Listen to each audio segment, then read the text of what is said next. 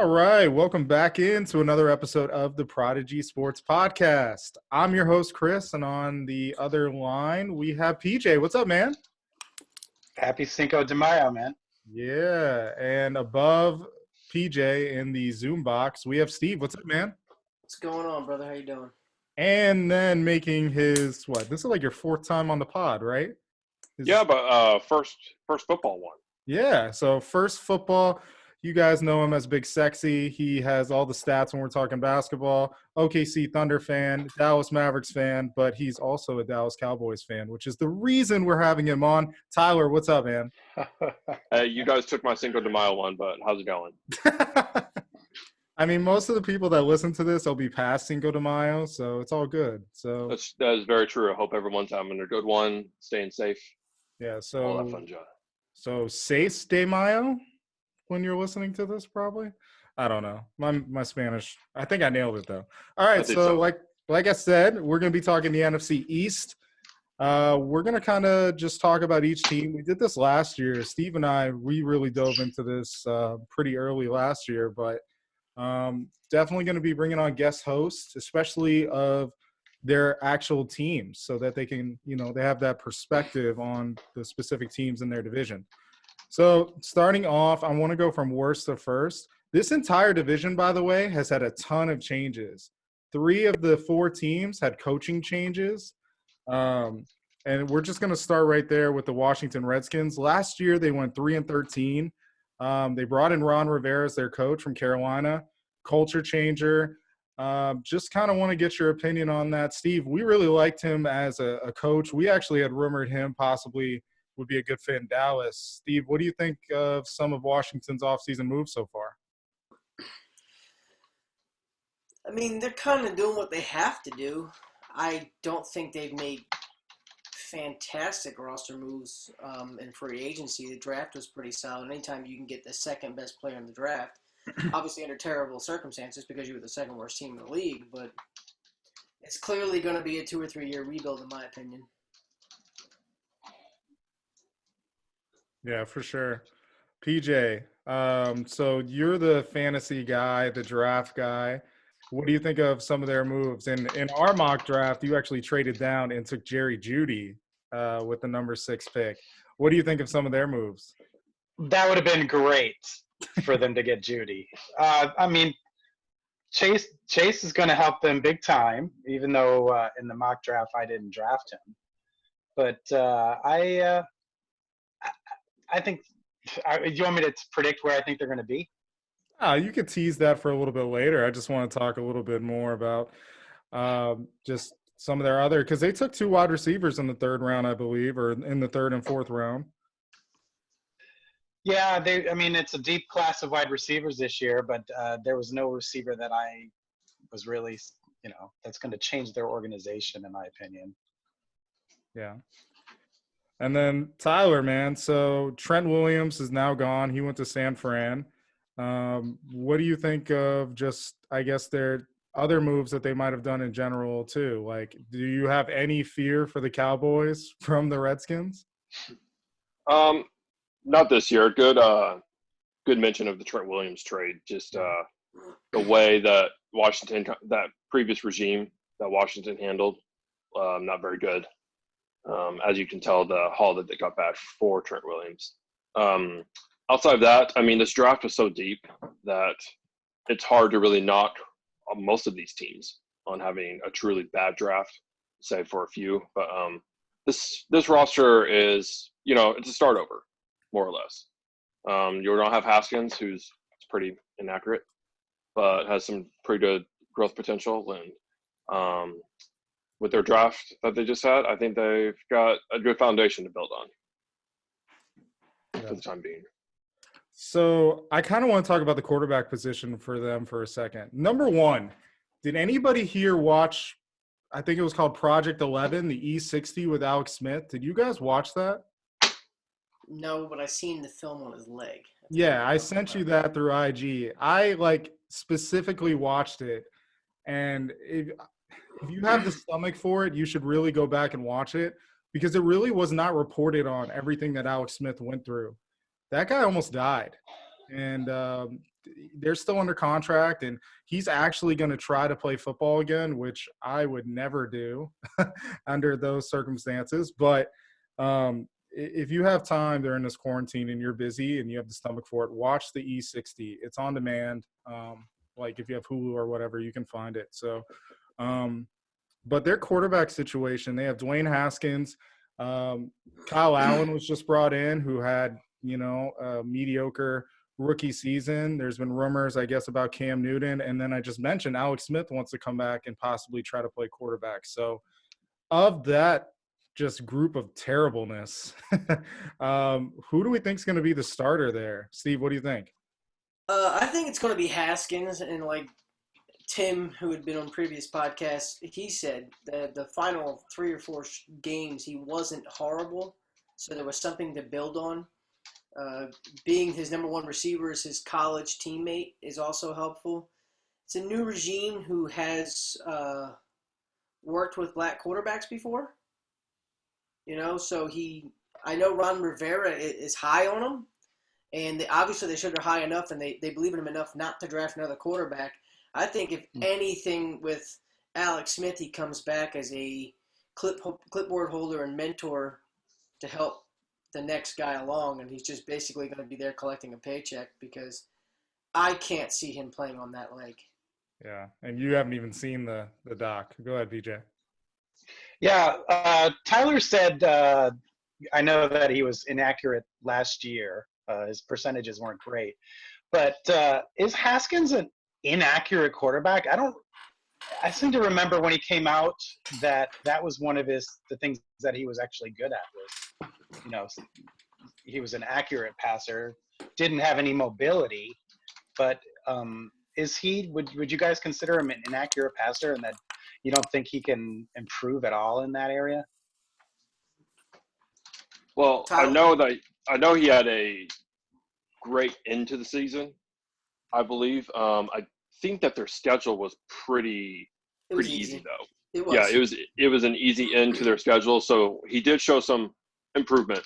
And they went run heavy to add to that. They were pretty run heavy. Ohio State though, all of his yards per attempt per average were pretty good.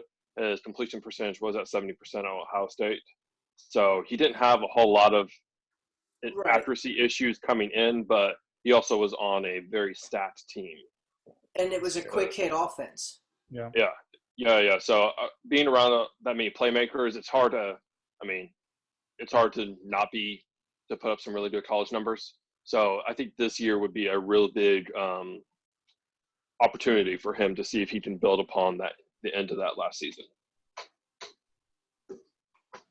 Yeah, when you just watched him, I guess, coming out of college, there was talk. Remember, he was supposed to go possibly in the top 10, and then when he fell, it's kind of like a Josh Rosen chip on my shoulder. Oh, y'all are going to regret passing on me. The NFL done messed up, I do believe it was. Yeah. And, coming out, the numbers were gaudy. 50 touchdowns, only 8 interceptions in that redshirt junior, or his sophomore season. He's a big kid, big arm, so you get excited for that. But only 1 year as a starter, and how many times have we seen these guys that blow up on 1 year as a starter, and then they're garbage after? That's why you're kind of scared about Joe Burrow, Steve, because of just the jump that he had in production from pretty average to just. Right. We've talked about this several times with like Trubisky and Mark Sanchez. It's these guys that are one-hit wonders. They need another year of doing it to progress because that jump from college to pros is big. I know that everybody will say, "Oh, the SEC is getting you ready," and he ran a pro-style offense. But yeah, there's a little bit of there's going to be a learning curve for everyone that comes into the league, but quarterback is one of the highest learning curves. So maybe someone like Jordan Love gets to sit for a little bit, could help him. Aaron Rodgers sat for 3 years, and he's considered one of the greatest arm talents in the game. Maybe his decision making, you can kind of what are you doing? But yeah, I think Haskins, he kind of reminds me of a Byron Leftwich type. It's he is very immobile, which is not something that a lot of people are going into anymore. The mobile quarterback is becoming the biggest thing. I mean, it's in every race, creed, color. It doesn't matter. All these guys can move now. They don't stop you anymore. I read an article recently that says they're not stopping these kids anymore. Say, hey, you got a big arm. You got to focus on being a quarterback, and that's it. No, they're like Joe Burrow was a pretty solid point guard in high school. They let them play 2 or 3 sports, and that creates more athleticism in them. So Haskins, I think, in the right situation, he could be okay. But if Washington loses out, there's 3 great quarterbacks and possibly a 4th coming out next year. Mm-hmm. No, this isn't a guy that Ron Rivera handpicked. So, and Cam's still out there. Yeah, he is. And he won't be settling for a backup job in 2020. And that's why he'll be out of work, Colin Kaepernick. Mm-hmm. So let's kind of wrap it up, at least with Washington. We'll go around, kind of in the order I started, Steve, PJ, Ty, and then I'll finish it up. What do we think their predicted record is going to be? They were 3-13 last year. They brought in a little more talent. They really didn't lose anybody of too much talent, I guess. Steve, what do you think? And I know we don't have exactly the actual schedule that comes out on the 7th, but we already know their opponents. So I kind of already, went through and looked. So, Steve, what do you think? I mean, I would be pleasantly surprised if this team won 5 games. Yeah. So I would put them at my over-under would be 4.5. PJ? Yeah, I think they're better than 3-13 just because I think the young quarterback will have a better season, a full season under his belt. They do have a huge playmaker on the defensive side of the ball. So I'm going to give them 5 wins. I think they'll still finish in last in the division, but I'll put them at 5-11. Ty? I would agree. 5-11 seems pretty realistic. Again, it's really hard to lose 12 games, even in the NFL. They have a really solid front 7. They have some pretty good youth on this team. So in this division, while we could say there's a lot of potential, this division has not had a run of consistency. This is the 8-8 division right here. This is definitely the division that no one wants to ever win. Is what it feels like. So 5-11 seems pretty realistic right now at this point. Yeah, that's a good point that Tyler made about their front 7. I forgot Jonathan Allen is still a young defensive stud that's on this team. They have a very stacked defense. Yeah, for sure. A lot of people were kind of talking about them in the same ilk that the 49ers kind of took a jump on defense, and they kind of kept adding to that D line, and then they got the quarterback, and they just have the stable running backs, and they took the jump. I think Washington is still some offensive playmakers away from being anywhere like that, but their defense will make them competitive for sure. I mean, I wouldn't want to be a quarterback in the NFC East because, like you said, their front 7 is weak. With that being said, I have them 4-12, 5-11, same thing. That 4.5, Steve, that you threw out, that's like the perfect number. Tyler, you would know this. They're switching to a 3-4, correct? You are correct. So, yeah, when you got you're talking about that Redskins to San Fran jump, I wouldn't expect it in year 1. San Fran didn't have it in year 1 either under Shanahan. Mm-hmm. And they are changing defensive schemes. So do they have a bunch of first-round pedigree and talent on that line? Absolutely. But to be cohesive and learn a new scheme, it's going to take a minute. You'll see some growing pains in that. Well, this offseason more than anything, sorry to cut you off, Ty, but this offseason more than ever with the COVID-19, we still they're going to release the schedule. The NFL has these predates basically to push things back if certain things happen, if we're still going through this pandemic. So we don't even know when these people are going to get in there to learn these things. And you can only learn so much. I mean, how about the story about Jamarcus Russell? They send the guy home with a blank DVD. Hey, did you watch the tape? And, comes back, oh, yeah, watch this, and it was blank. There's going to be kids that are doing that just don't have the work ethic. They have to be in the building to do it. So I think that could stunt the growth for sure. Ty, you can go ahead. I expect better coaching, especially on the defensive end. So I think at least a little more consistency this year for Washington is to be expected. Are you guys watching a certain player like a breakout player or a player you're hoping to see does something. Oh, but if you got one, throw it out. PJ already mentioned him. I'm looking at Jonathan Allen, actually. Yeah. He dropped in the draft, I believe, because of health concerns, and he's played 14 and 16 games so far. Go ahead. Who was the guy in San Fran that got taken over him that year? They just didn't pick up his 5th year Solomon option. Thomas. Solomon Thomas, yeah. Yes. Yeah. Sorry, that just one led to another to me. I understand. Jonathan Allen, he's been on the field, which is probably the biggest thing, but his production has been kind of up and down. So I'm really looking for him to make a big leap this year now that he's got a really good defensive coach to give him that extra boost in his 3rd season. So yeah, I think they nailed the coaching decision, and you gotta change the culture first. And Ron Rivera is that guy. He's a player's coach. All of the players love that guy. So right. One question I have is, what do you guys think about the running back situation? AP all day, baby. So you think Geis is too damaged to that? He's never going to reach his potential. Well, it's health concerns. My biggest dark horse coming out of there is. Don't you say Payne Barber? No, I would say Love. Yeah, Bryce Love. And then what's it with the kid they took this year, McFarland? They're listing him as a receiver. Yeah, but that's a hand-picked player for this regime, and they're talking about using him in the McCaffrey type role. So he could be getting the Chris Thompson / they list him as a receiver right now, but he was a running back in college. And Are you talking about Antonio Gibson? Yeah. Yeah. Mm-hmm. He led the nation in average per touch at 15.6. Mm-hmm. Okay. Don't be throwing out these names before a rookie draft happens. Everybody in our league listens to our podcast, so that hurts.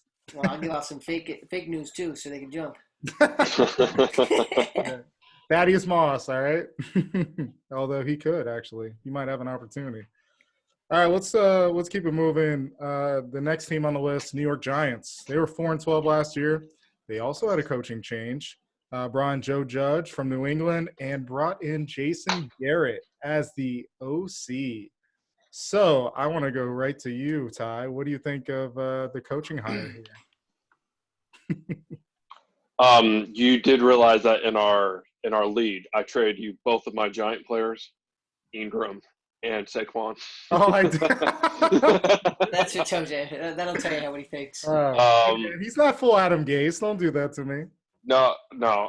Jason definitely underqualified and underperformed with that Dallas team to be a head coach.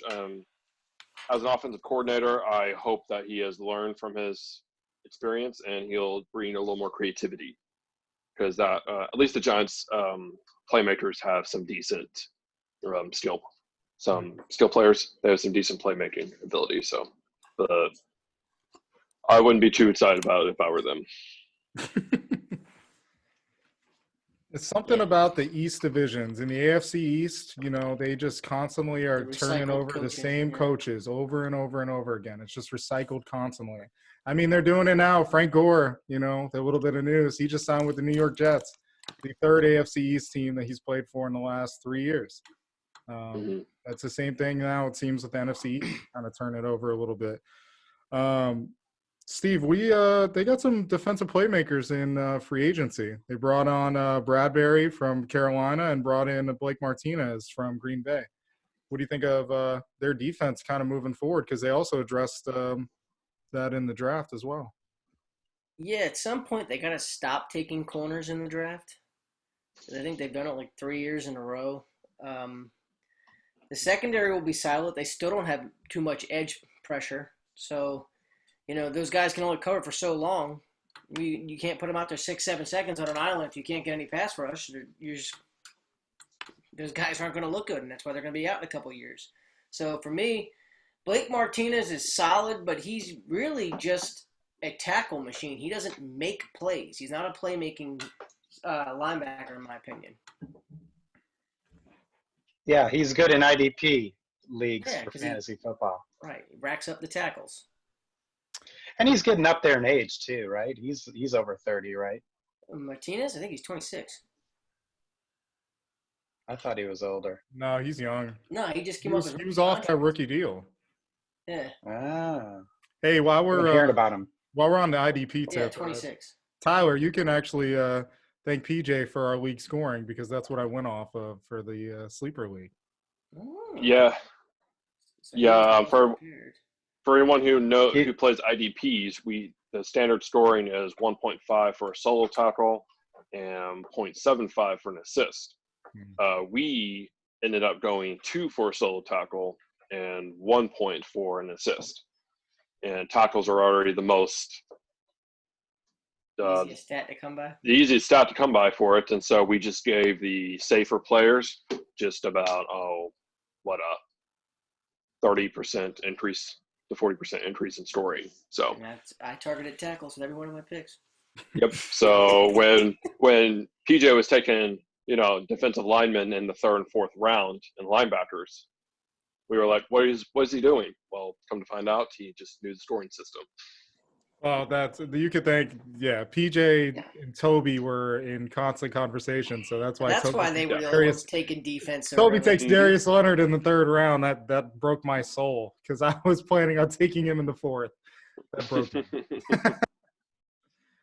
That's my favorite player. Like, how could he do that to me? He knew what he was doing. But all right, let's get back on this. Sorry for that fantasy sidebar. So new coaching staff, though, what does this mean? Because this is another second-year quarterback now with a new coaching regime again. How do we think Daniel Jones is going to do? Saquon hopefully will stay healthy the rest of the year. They took Andrew Thomas in the draft. That's going to help a little bit. What do we think, I guess, on Daniel Jones going forward? PJ, what do you think? Well, I just think it's funny. A year ago today, you were bashing the Giants organization, the entire city of New York, for the Daniel Jones pick. Allegedly. I think he proved that he can play in this league. And I have a lot – I would have higher expectations for him than Haskins in Washington. Having the best running back in the world on your team can only help.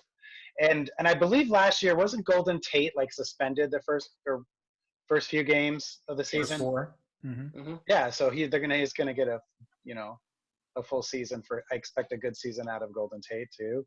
I think who's the young receiver that just came out of nowhere? Slayton. He's probably the number 3 receiver now that everyone's healthy and playing. So I think the offense is going to be better. Andrew Thomas can only help provide protection and help the offense get moving. Yeah, I mean, Jason Garrett has done pretty decent things with young quarterbacks. He's not going to make him regress in any shape or form. I just worry about maybe the parts around him. It seems like they have 3 slot receivers and no outside help. I mean, I don't know. How do you feel, Tyler? That's a good point.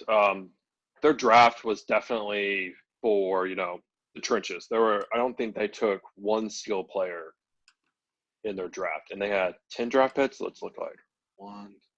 Yeah, they had 10 draft picks, and they did not take one skill position. It was either defense or offensive lineman. So that was definitely not their focus.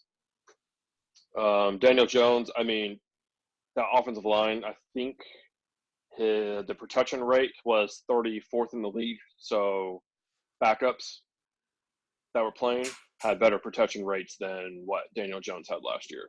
Jeez. So that offensive line should be improved. I mean, Andrew Thomas was kind of a surprise, I think, at 4 for some mock drafts, but I think PFF had him rated as their number 1 tackle. I think he was the best true left. A lot of those guys played right in college. Yeah, I can see that. So I expect all these numbers to improve. How much? I mean, the first year, he was just running for his life. So it's really just what you think of Daniel Jones. True. Yeah, we've seen in the past too, early career with quarterbacks not having protection, it could really ruin them. So David Carr. So hopefully this is something that's kind of getting fixed. Well, I guess for two guys in this chat, hopefully not too fixed. But so, what do we think? I guess on their record this year. Ty, I'll start with you. What do you think? I hate to be like another 5-12 sort of 5-11. I'm sorry, 5-11. Next year will be 5-12. I think 5-11 to 6-10 is pretty accurate. Yeah. What was their record last year? Was it 6-10? No, last year they were 4-12. 4-12. Wow. Okay.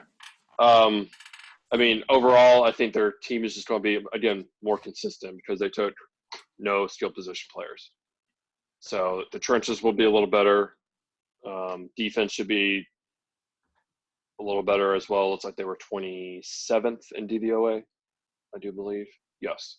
So, again, this division, they might be able to sneak a win or two, but I don't think they're going to be consistent enough to string together multiple wins. So 5-11 would be my guess. EJ? I have them at 6-10. Even if everything was the exact same last year, if they had Saquon for the whole year, they could have at least won 5 or 6 games. So I think they're going to be very inconsistent, like Tyler said, still going through some growing pains, and they need a few more playmakers for the future. But I would say 6-10. I think they're better than the Redskins. Steve? I want to say the same thing, and I was thinking over under 6.5. But you look at their opponents this year. They play the Cowboys twice. They play the Redskins twice. The Giants or the Eagles twice. Cardinals are going to be improved. The Niners. They play the Browns, the Steelers, and the Bucks. Then away games they play Seattle, the Bears, the Rams, and the Bengals and Ravens. So that's a tough schedule for them. Yeah. The whole division. The whole division. You look at their opponents.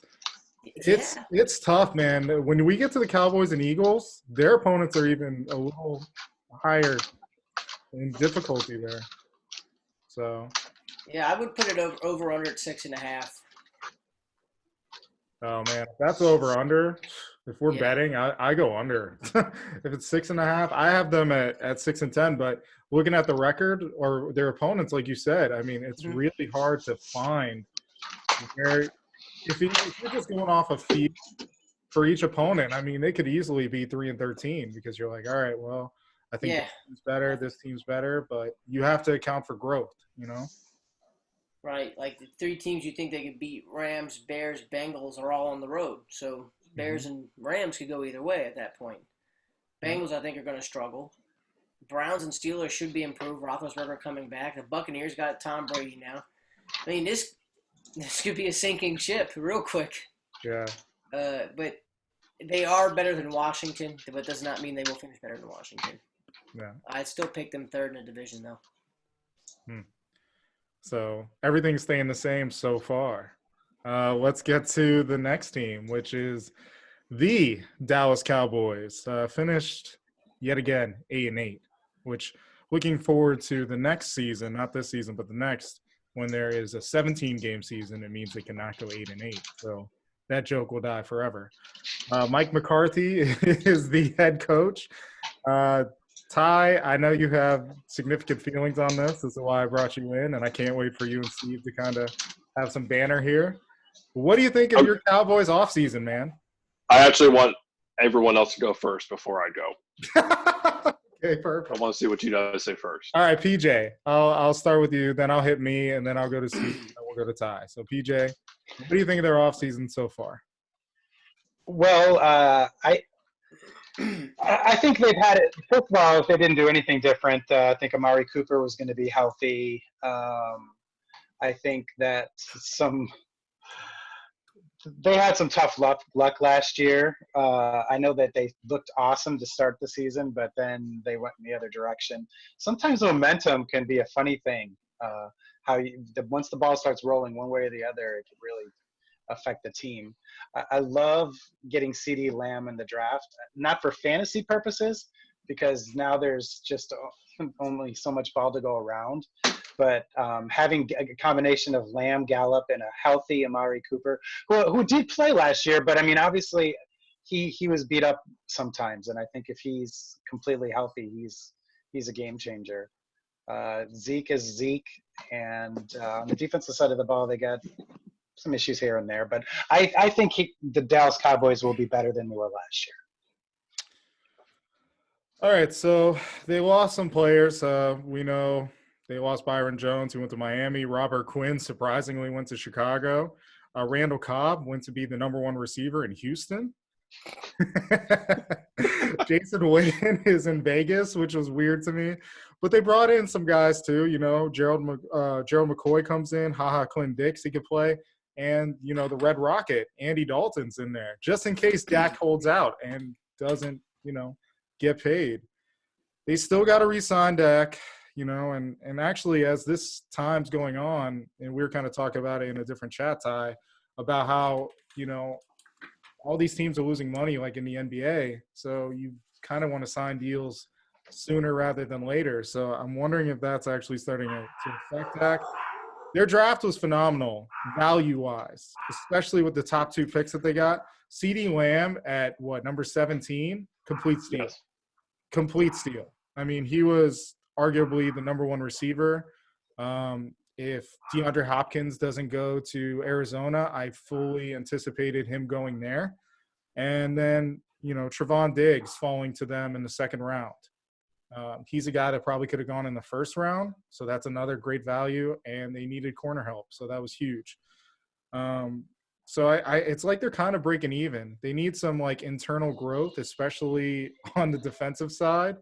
But I feel like this team could be really good, especially if the coaching is better, which I'm sure Tyler will touch on. Steve, what do you think? I know PJ said how the momentum swung. We talked last year about how Dallas got off to a hot start against some poo-poo teams. So what do you think of their moves so far? To add to what you're saying, first of all, Philly trading with Dallas to let them get the center after their center retired was kind of tough, but it was a great pick. And then Bradley Anae in the 5th round was a steal. That's probably one of the and you left out Neville Gallimore. They killed the draft in my opinion. They looked at the board, tore it down, stomped on it, and laughed. They beat everybody in the room. They were probably 2nd best to me compared to only the Ravens. I think had a better draft. And Jerry did this from a yacht. That's stunning even harder than anybody else. The CeeDee Lamb pick was just a payback for the Dallas Goedert pick years before, because Philly was trying to trade up. Atlanta told them they wanted a 2nd. They told them no. So, if they would have taken Chase on the edge, which everybody expected them to, we probably would have been able to trade up with Miami because they had so many assets. They would have took a 3rd or 4th to do it. Go ahead, P. Yeah, the difference between this and the Dallas Goedert pick that the Eagles made is the Eagles did not need a tight end. The Cowboys needed some receiver help. I don't think anyone anticipated it would be CeeDee Lamb. They would get that pick in the 1st round. But I could definitely pretty well last year.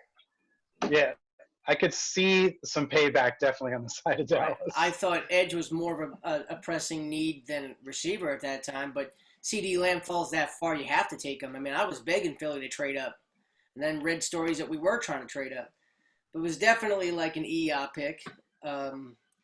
And don't leave out, they signed Dontari Poe. They're going to be hard to run on with Poe and McCoy in the middle.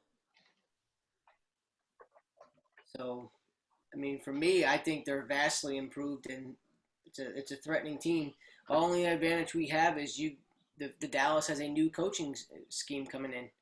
It's in a whole new coaching world. We have stability. We have the same thing coming back. Even though it's been going backwards and starts out slow every single year, it's still a solid finishing coaching staff. Ty? We forgot to cover in the Giants that Cooper Rush also followed Jason Garrett recently to the Giants. So RIP 3rd-string quarterback Cooper Rush from Dallas to the Giants. Should we have more sounds for him? I gotta get the soundboard set up. I just Cooper Rush is just a great football name, I guess. I don't know. I would definitely give this Cowboys offseason, if I were to grade it, an A minus. Again, you guys covered it. They addressed everything in the draft. They got value at every position. They didn't have to reach at any point in time. Overall, this roster vastly underperformed last year. They outscored their opponents by 100 points, over 100 points. And so that's the equivalent of around a 12-win team, and they went 8-8. So take away the Miami game. How much did they outscore? Miami was a little feisty there. But again, especially like the last game against the Eagles, what was that end of the game? Like 12-9 or 15-9? I don't even remember. It was a really low scoring game. The Dallas just didn't show up. So again, as long as the coaching is just better, that's all this team really, really needed. So the only reason go ahead. My question for you is what do you think of the Andy Dalton? Is that insurance, or is that like a guy who went to the playoffs 5 straight years and had 2 Pro Bowls? I'm saying, like, I 100% think he can win with that talent around him in an offensive line like that. I think he's better than Dak in that situation. I am a big Dak fan, so PFF graded him as the second best quarterback last year. You can. Then you're not going to like what I'm going to say to you. You're Dak not going. is Kirk Cousins to me. I want to see him win a big game before we even put him anywhere near anything. That's okay. Hey, he hasn't won a big game yet, so I can't make an argument. It's kind of like the Tony Romo argument. I love Tony always too, and I hate the Cowboys, and I love Tony Romo. Yeah, and he always graded out really, really great, but he never, won that big game. So Andy Dalton's just one of the best backup quarterbacks you could find. Yeah. They were paying Cooper Rush $2.1 million, and they're paying Andy Dalton $3 million. So there's just no dramatic upgrade. Yeah, it's just a dramatic upgrade. It's just quarterback insurance. Okay. Because Dallas can franchise him next year for around $37 million, and so they've got basically 2 years to look at Dak before they absolutely have to sign a long-term contract. So. And it's great Andy Dalton insurance too. Like, he already had a home in Dallas. Mm-hmm. If things go south with Dak, down there too, didn't he? Huh?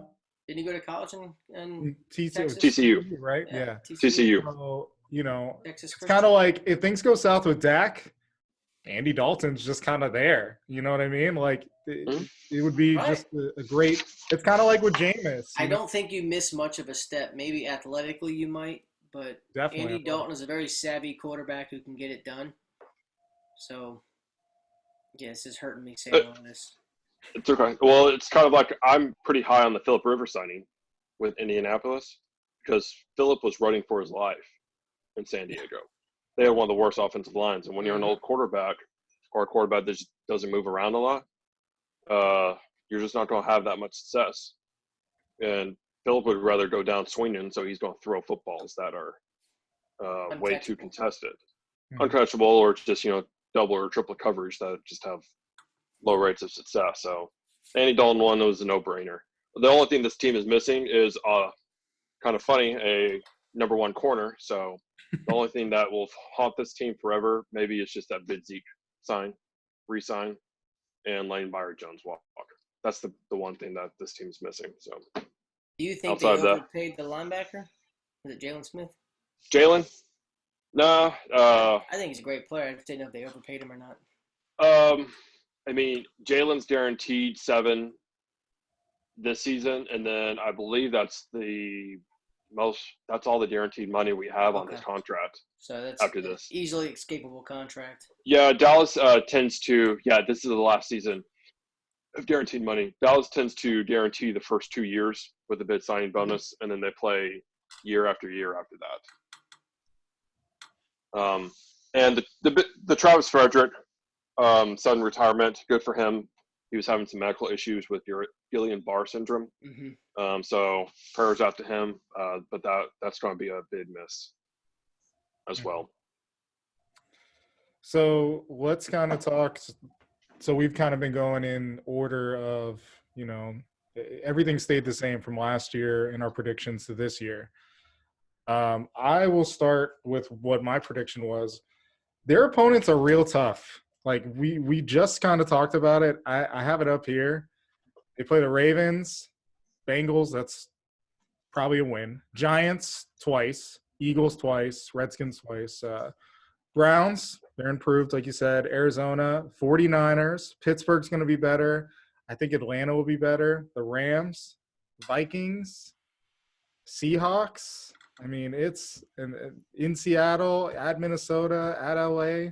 Well, that'll be empty, even if there is fans or not. So their schedule is real tough. I initially wrote 8-8 when I was like sketching it out, but I moved it up to 9-7, and I could definitely see with improvement and just the coaching staff, if they figure this out quickly, 9.5 would be my over/under if I had to set that. So, Steve, what do you think? For me, just the talent this roster has, and Holmgren's pretty good coach. I would put them as a 10-win team. So I would take the over on your 9.5. Yeah. Still second in division, though, my opinion. DJ? I would say 11-5. Tyler said that statistically they should have been 12-4 last year. I think that schedule, it's going to be hard to be even 8-8 actually with that schedule. But I really think Dallas has improved, and better coaching staff, better legacy to kind of establish for the Cowboys. So I have them at 11-5. All right, Ty, finish it out. 11-5 would definitely be the safe bet. I'm gonna go with 12-4. Wow. This team, this is basically the year for them to make some real noise before they start having some bid salary cap questions moving forward. So they have all the right ingredients to, again, health permitting, to make a big run. They have talent at every level. So 11-5 would be kind of where I would go. I'm pretty optimistic, so I'll go 12-4. Hey, Ty, I don't judge you at all. I said it on the pod that if we signed Phillip Rivers, I was going to start drinking the Kool-Aid. And I'm all the way in. Wait till we get to the AFC South. Just wait. I cannot wait, actually. It's going to be a lot of Kool-Aid drinking and arguing with Chad, which will be fun. Oh, man. Can't wait. Even better. Yeah. All right. So all right. So then we all have, well, I guess we'll find out, on the last team here. So the Eagles, 9-7 last year. No coaching change. The only team in the division without a coaching change. They have some just overall changes. I think the biggest storyline for this team, and not all last year. You just heard Steve talking about it. This team was so injury riddled all year long, and especially along the receiving core. And just another year of Carson Wentz being removed from the injury. Their draft was kind of questionable. I guess we'll go in the opposite order then, and we'll go to Steve last. PJ, what do you think of their offseason so far and some of the moves? I like that they got rid of Jordan Howard.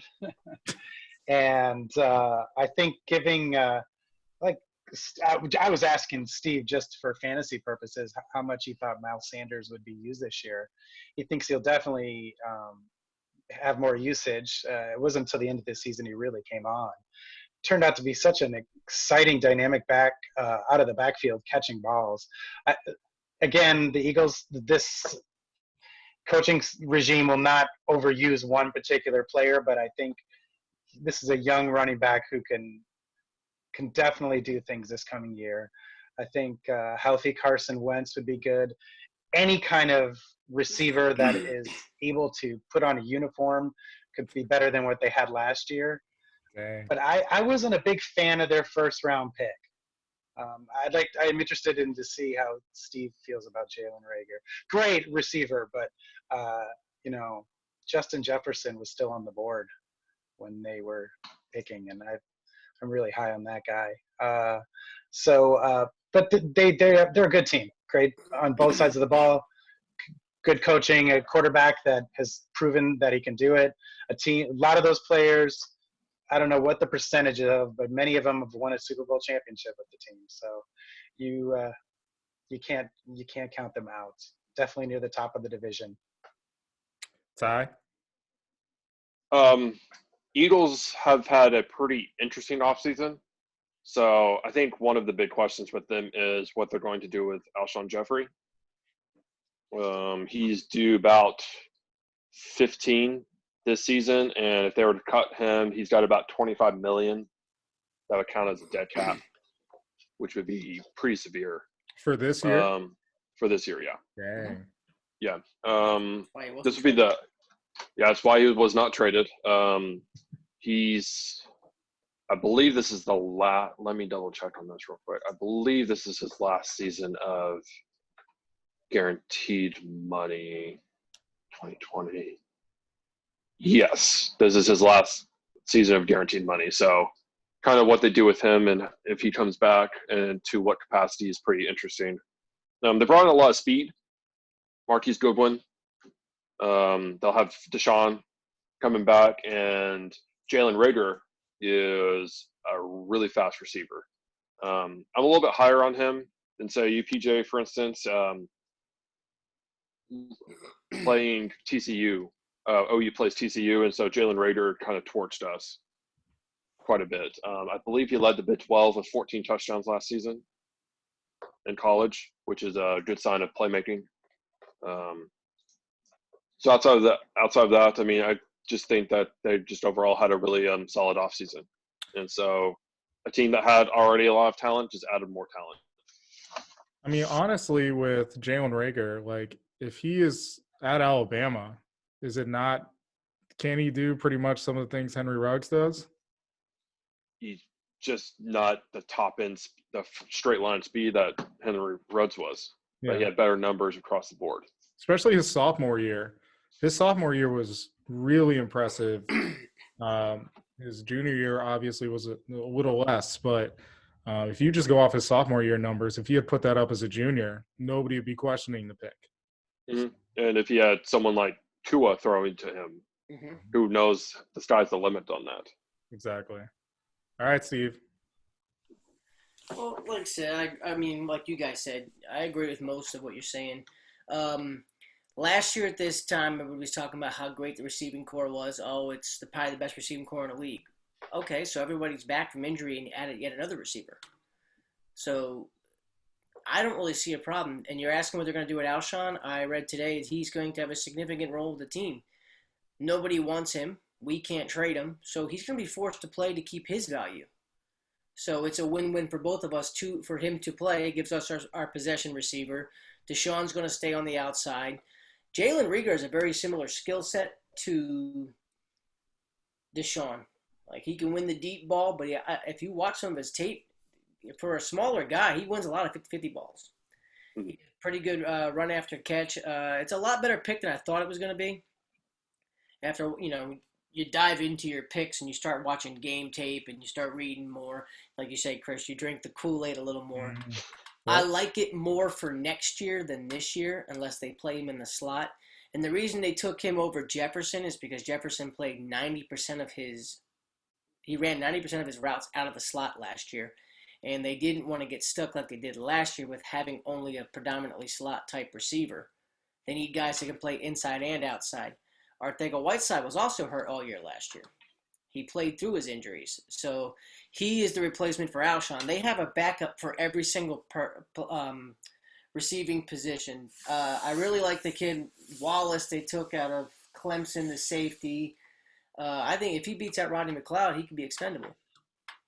We'll see what happens with Mills moving to safety to take on the Malcolm Jenkins. Malcolm Jenkins is a key loss for us. But with health back, with Philly, it's always an if. If everyone stays healthy, they got deeper at defensive tackle. They're okay at defensive end. None of those guys will blow you away, but they have some pass rush juice. The secondary is solid. They added a lot of speed in this draft. I think they took 4 guys that are sub 4.4.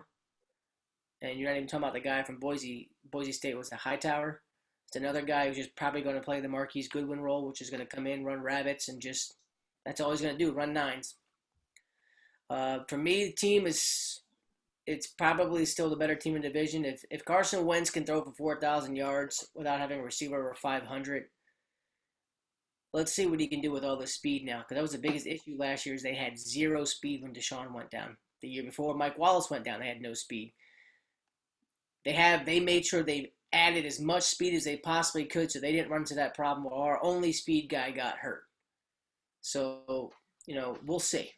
But I would put them at 11-5 and still winning the division. All right. I'm sorry, I forgot to add my favorite move that they did of the offseason was adding Darius Slay from Detroit. He is definitely a shutdown corner if he can stay healthy. And that contract is not that bad at all. So it's only a 2-year deal. And a third and a fifth to give up for him wasn't bad at all. No, not at all. So that is a move that I definitely loved.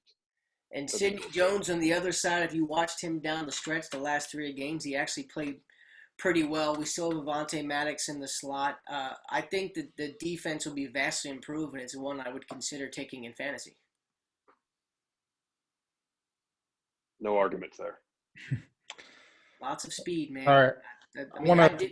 To cut you off real quick, I did not understand the second or third round pick.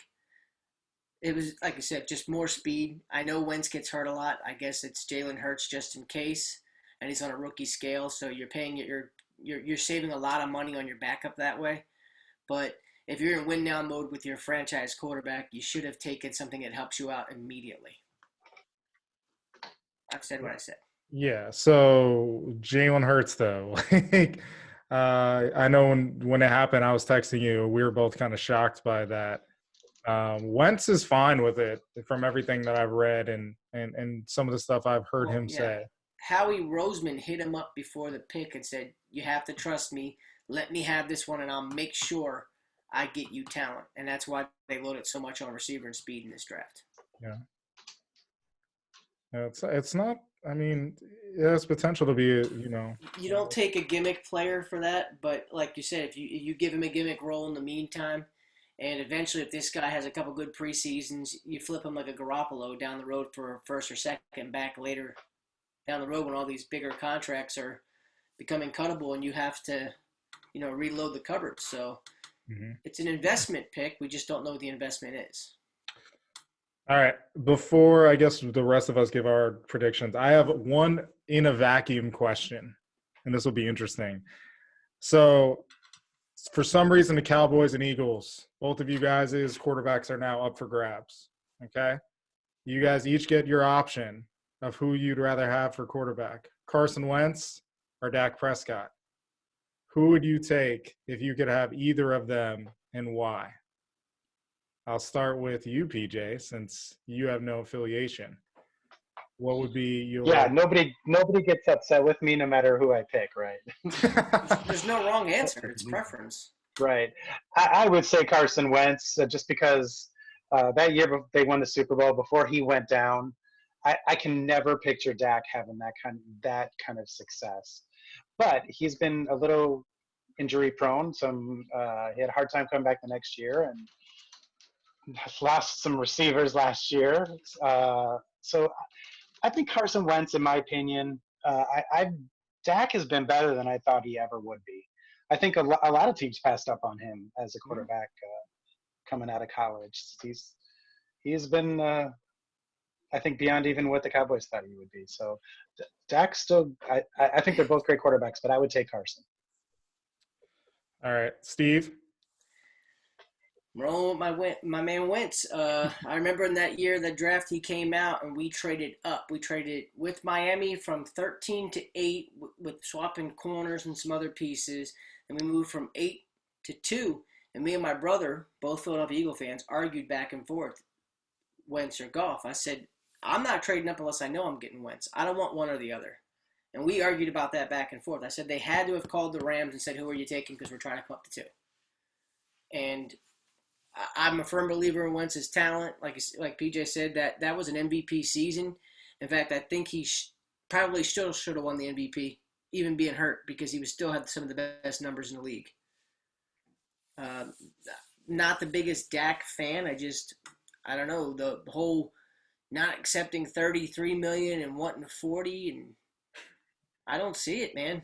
He's not a $40 million quarterback. I know I know the cap number's going up, and it will only be 1/5 of the cap, and yada yada, whatever you want to say. I don't see it. He hasn't won a big game, and you could probably say the same thing about Carson, but this is what I see daily. I see Carson, so I'm going to take my guy. I like it. Ty? I know. Are we taking contracts into account on no, that? let's just go in a vacuum. Let's say they have identical contracts. Okay. If they did not have identical contracts, I would might lean towards Carson, even with the injury concerns. Good receiving core would even be fair. Yeah. Carson has never had the offensive talent that Dak has ever been able to work with. So that has always been against him. If there were even contracts, I would go Dak. Last year he threw for 4,900 yards, had a career high in average yards per attempt outside of that rookie season, which was a little bit of a fluke, in my opinion. He posted his highest QBR. Again, PFF had him ranked as the number 2 QB last year. So I think all he has to do is just win games. If he wins games with those stats last year, then it's probably MVP then. That's the big argument. He's pretty close to the MVP. Yeah. Lamar Jackson's still there.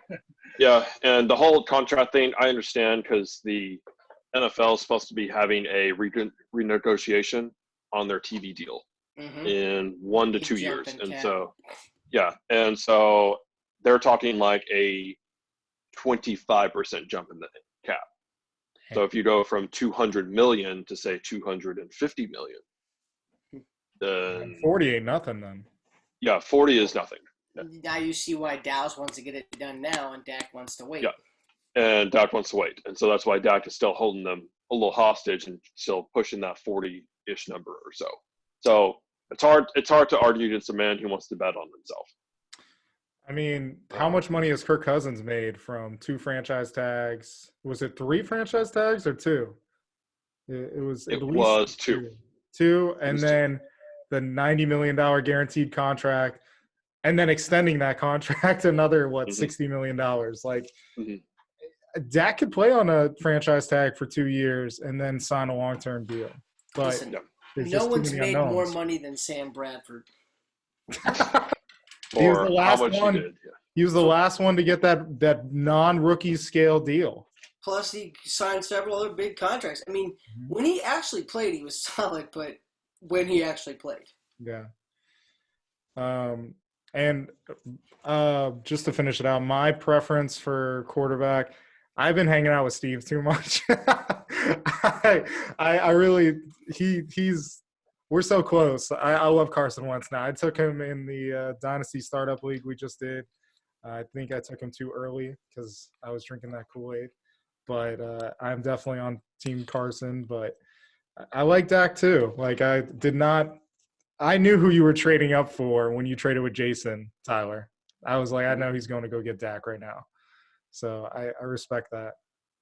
But with the offensive talent that they have, he should easily be 5,000 yards and 40 touchdowns or 38 touchdowns, something like that. There's no excuses anymore. Holmgren prefers the pass too, right? Isn't he like a McCarthy? That's what I keep saying. You said Holmgren. Like Holmgren from the old days. Yeah. That was before McCarthy. Holmgren was like the Brett Favre 96, 97. Was replaced by McCarthy. Yeah. Eventually, yeah. Yeah, I mean, hopefully McCarthy learned towards the end of his Packer days, just to mix up his play calling, be a little more creative. Mm-hmm.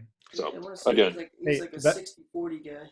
That was the same mindset though, Ty, as you with all the weapons. I'm looking. Carson Wentz threw for 4,000 yards with no receiver over 500 and so many drop balls. So that's where I'm looking like, 8 touchdowns. He got a ton of weapons potentially now and guys getting healthy. I mean, his floor's got to be pretty high. And Yeah, it was rated, Chris. Remember, I sent you that thing: 8 touchdowns and 3 game-winning touchdowns. That's tough.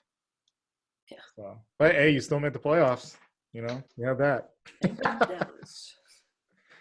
All right, so let's finish out the predictions, though.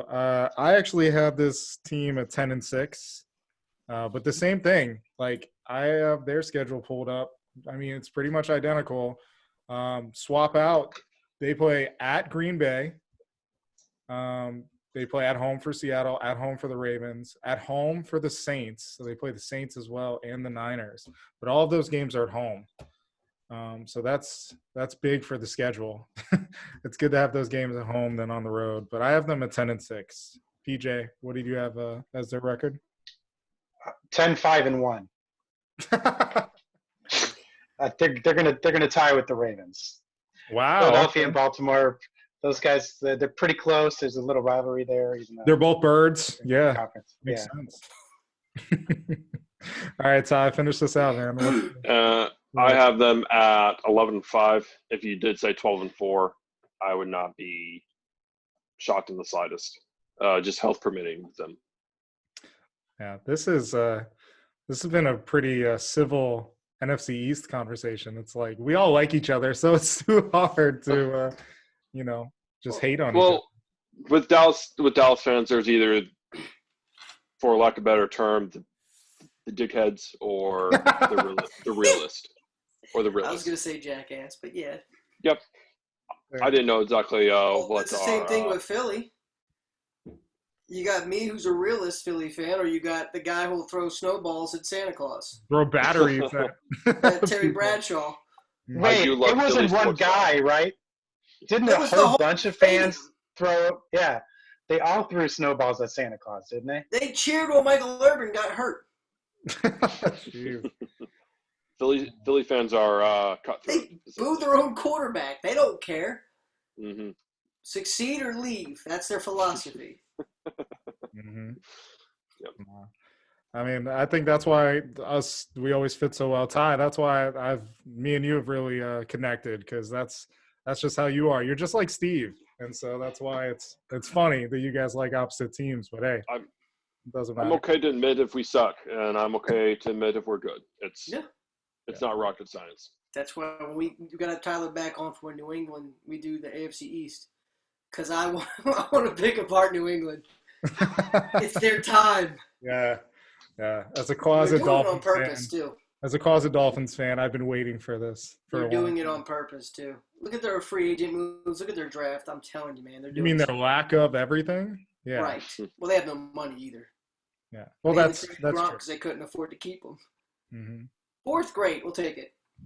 Yeah. Hey, but they're not paying as much for the quarterback position as the Colts. Did you guys see how much the Colts are paying for the quarterback position this year? 50 million? 47.5 million, I think. Like the 25 to Phillip Rivers, 15 to Jacoby. Andrew Luck's still getting 6. Brian Hoyer's getting 4, 3. Ooh. And then what's his name?